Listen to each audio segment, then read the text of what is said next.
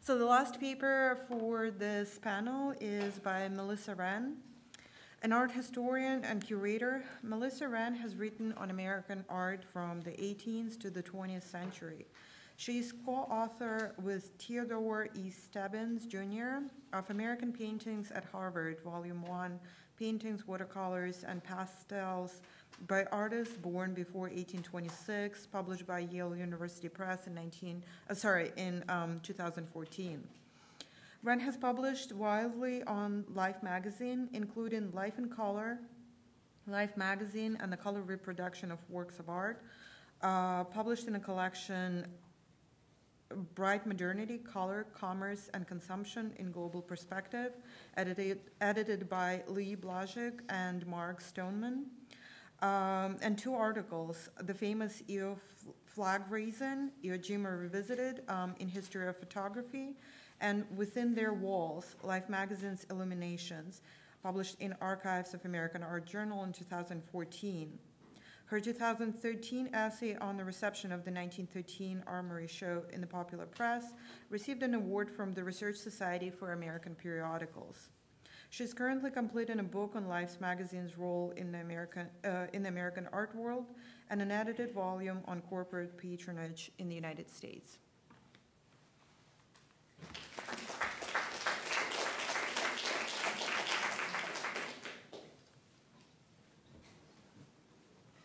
Thank you, Tatiana, for that introduction, and thank you to the conference organizers and also to Yale and the Terra Foundation for organizing this conference.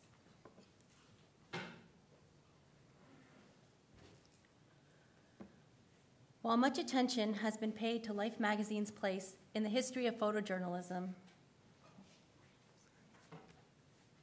and especially to Life's photography during World War II, Life's commission of war art during the period has been largely overlooked, although I should say I'm very excited by Catherine Speck's book on the women war artists. We'll hear later about that.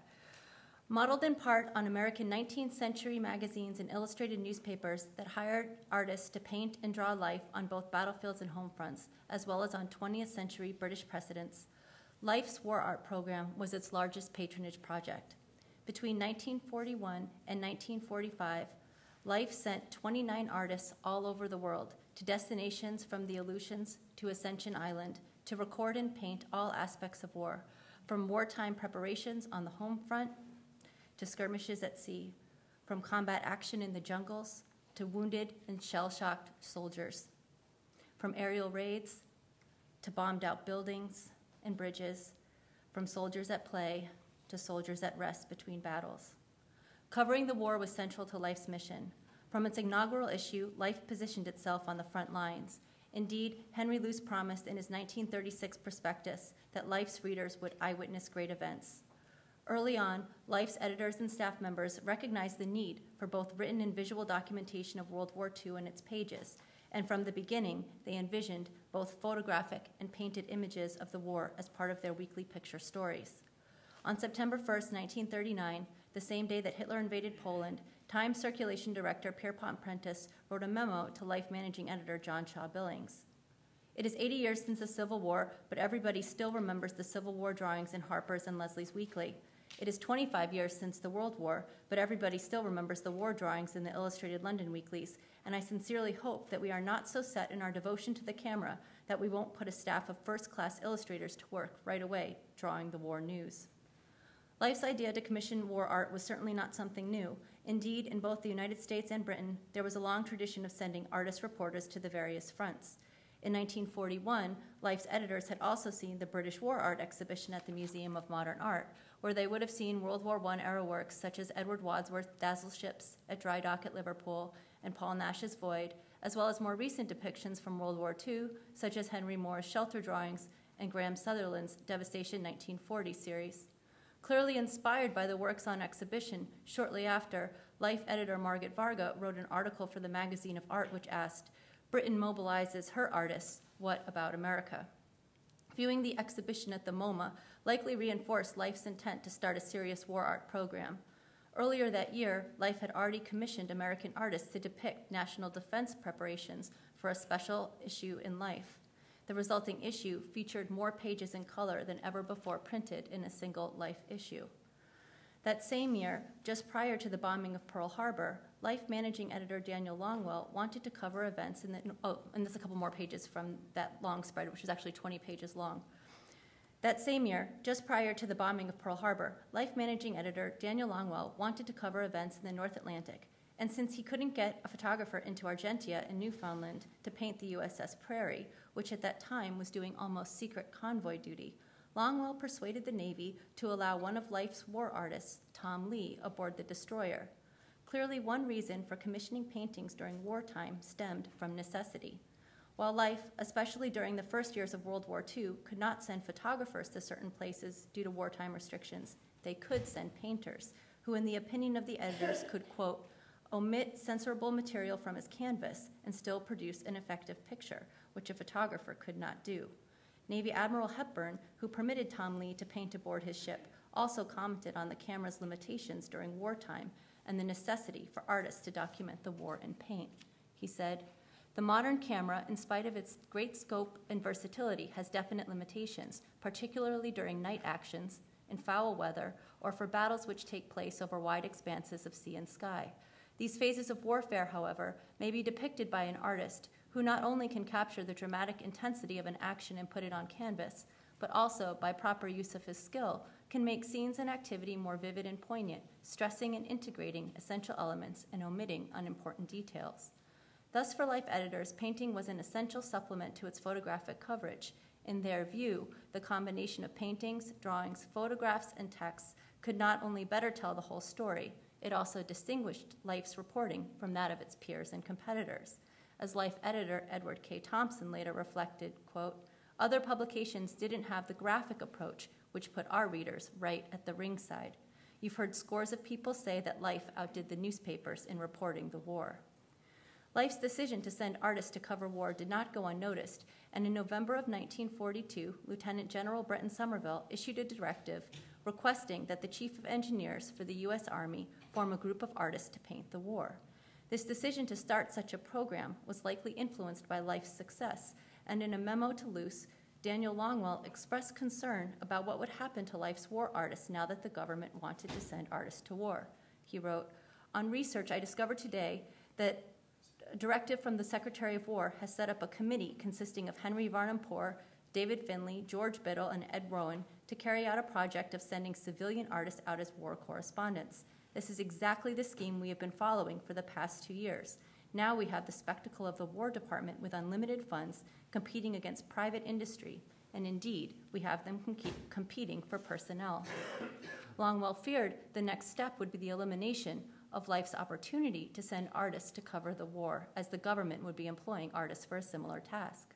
Longwell's fears were short-lived, as was the government's war art program. By the spring of 1942, the War Department Art Advisory Committee had been officially formed with 42 artists hired as part of the Army art program. By the summer of 1943, Congress had failed to appropriate funds for a continuation of the program.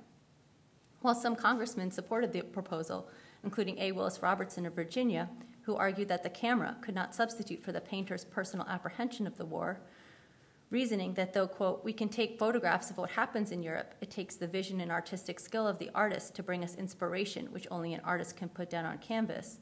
The war art program was strongly opposed by others, such as Democratic Congressman Joe Starnes of Alabama, who wrote the project off as a piece of foolishness. In the end, the war program was cut, and in June 1943, when the $71 billion war bill was passed, 43 artists lost their positions. Life came to the rescue.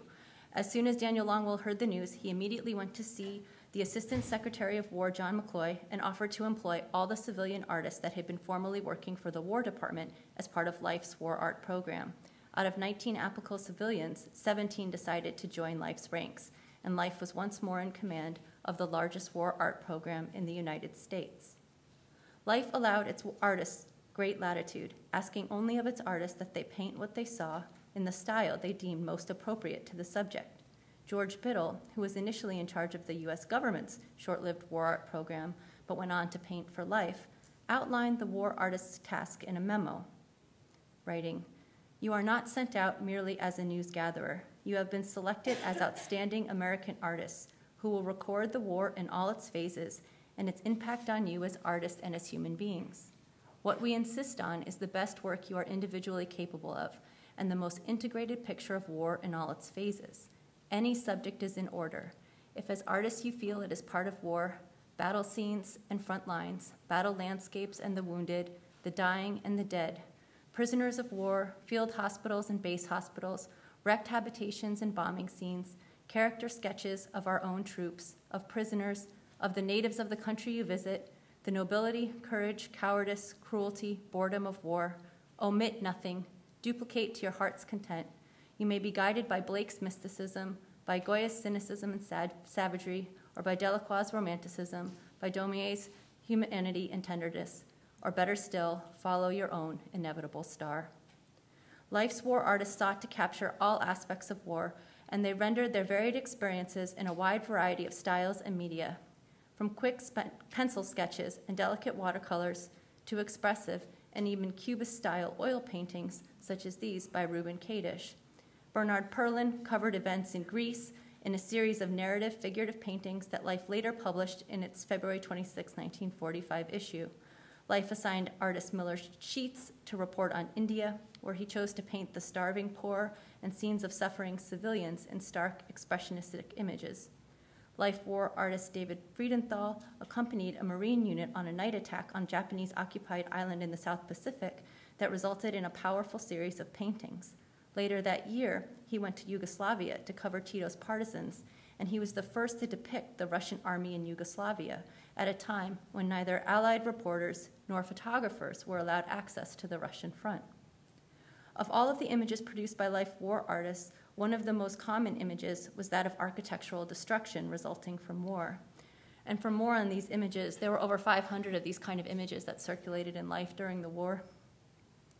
See my recent essay in Joanne Mancini and Keith Bresnan's volume on Life magazine and architectural destruction.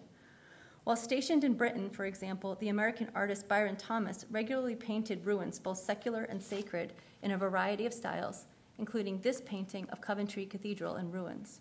With its empty tracery set against a dusky sky and scraggly cross-like tree form at the center, it is both a haunting depiction of present-day destruction and reminiscent of the romantic landscapes of Caspar David Friedrich.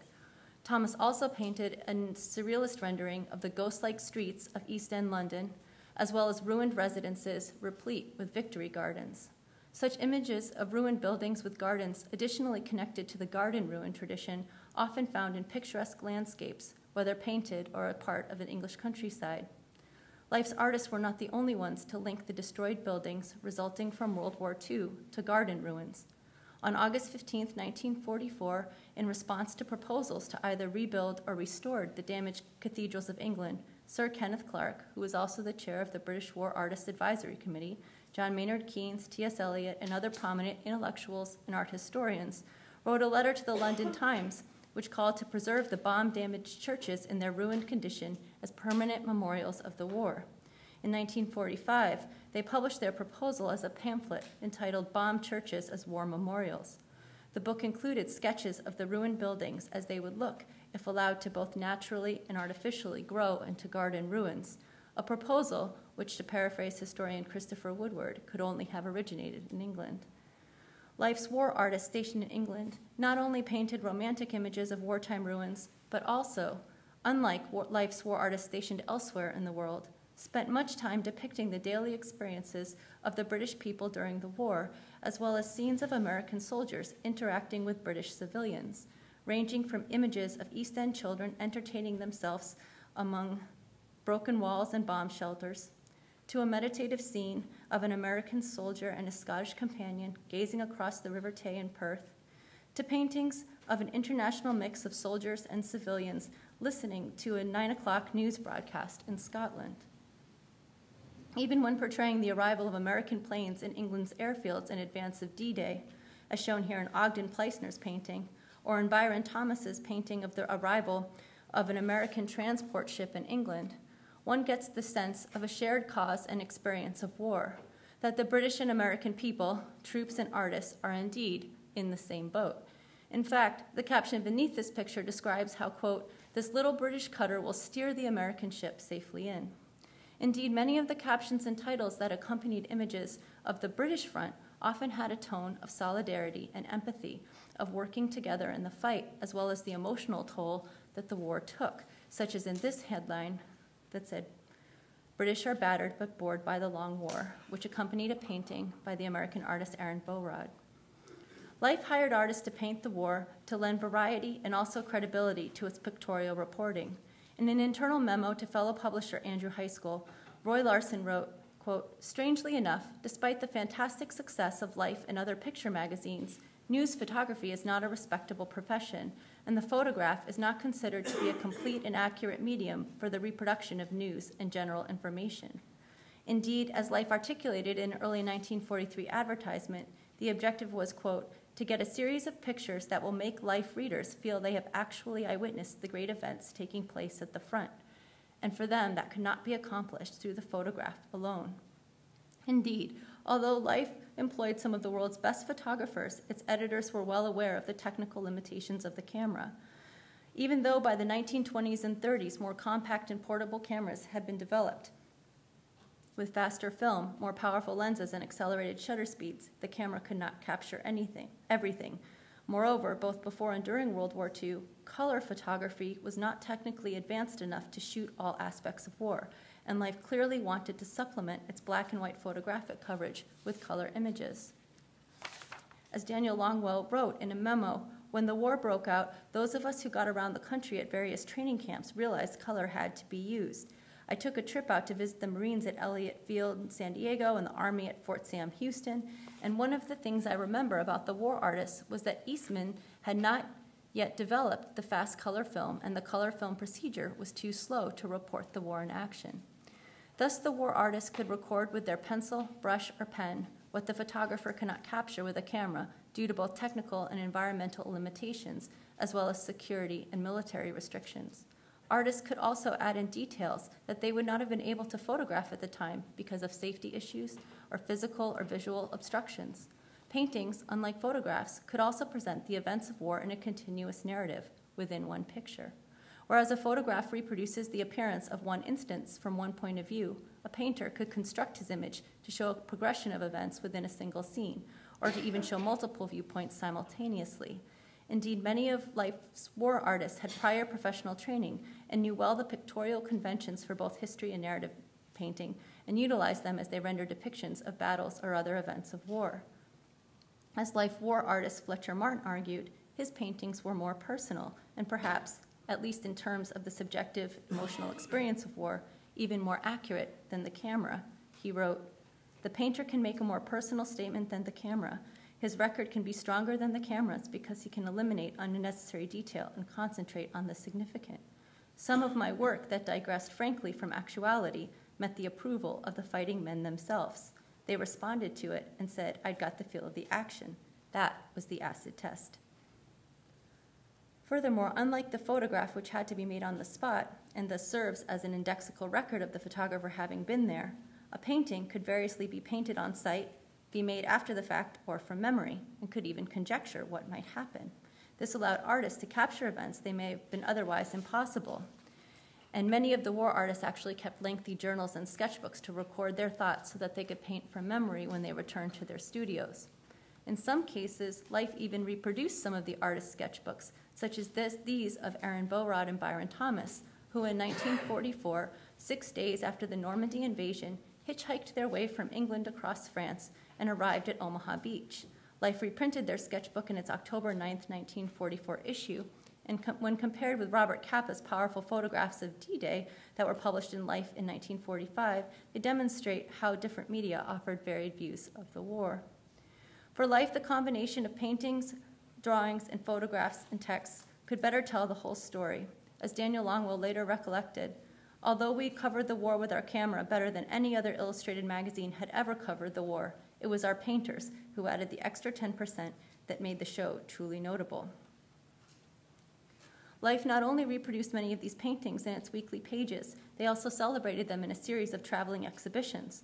In 1943, Life's War Art exhibition opened at the National Gallery of Art in Washington before traveling to the Metropolitan Museum of Art, where over 26,000 people attended the show. The exhibition displayed 122 paintings and watercolors, prints, and drawings that were made in the United States battle zones by 9 of life's war artists. Francis Henry Taylor, the director of the Metropolitan Museum of Art, in his introduction to the catalog, contextualized life's war art within the history of art, comparing them to such iconic history paintings as Benjamin West's Death of General Wolfe and Loitza's Washington Crossing the Delaware. Taylor then went on to emphasize that what distinguished life's war art from earlier examples was that artists like West and Loitza, quote, were seldom eyewitnesses to the scenes they depicted.